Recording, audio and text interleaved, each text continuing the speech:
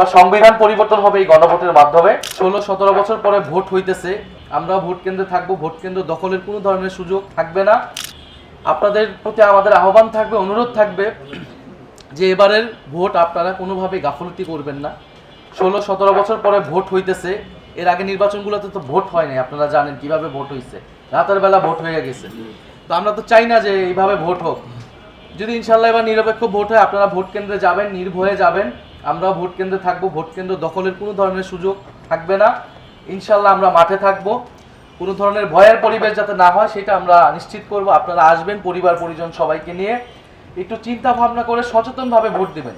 আপনারা এত বছর শুধু মার্কা দেখে, শুধু দল দেখে, নৌকা ধানের শীষ দেখে দেখে ভোট দিয়েছেন।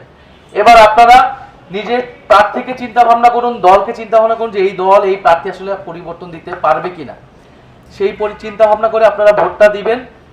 আর আপনাদের কিন্তু দুইটা করে ভোট, এবার একটা হচ্ছে প্রার্থীতে ভোট, আর একটা হচ্ছে আপনি আপনার গণভোট হবে, গণভোটে হ্যাঁ অথবা নাতে ভোট দিবেন।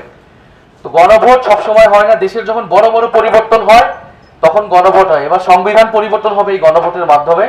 আপনারা যদি হ্যাঁতে ভোট দেন তাহলে দেশের অনেকগুলা সংস্কার হবে, জুলাই সনদ বাস্তবায়ন হবে, যেটার ফলে মানুষের কথা বলার অধিকার, গণতন্ত্র, ভোট প্রতি বছর রেগুলার যাতে ভোট হয়, এই কিছু পরিবর্তন আসলে হবে।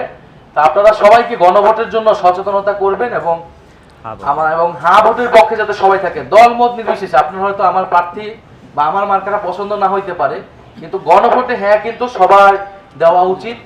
অন্তর্বর্তী সরকার থেকে সব দলই গণভোটে হ্যাঁ এর পক্ষে আছে, এটাকেও আপনারা হেলাফেলা করবেন না। সর্বোপরি আমাদের জন্য দোয়া রাখবেন, জিতি হারি আপনাদের পাশে থাকবো, যেহেতু এই এলাকার সন্তান, এই এলাকা থেকে রাজনীতি করতেছি, বাকি জীবন এই এলাকা থেকেই রাজনীতি করবো। আর আমাদের মার্কাটা হচ্ছে শাপলাকলি মার্কা, এটা একটা নতুন মার্কা। আমরা অনেক কষ্ট করে শাপলাকলিটা নিয়েছি, 10 দলের বিভিন্ন জায়গায়, কোথাও দাঁড়িপাল্লা, কোথাও শাপলাকলি আছে। এই 11 আসনে আমরা শাপলাকলি মার্কায় আছি, আমাদের দলের মার্কা যেহেতু শাপলাকলি। আপনারা এই মার্কাটাও একটু দেখবেন, সবাইকে একটু বলবেন, আর আমাদের জন্য দোয়া রাখবেন।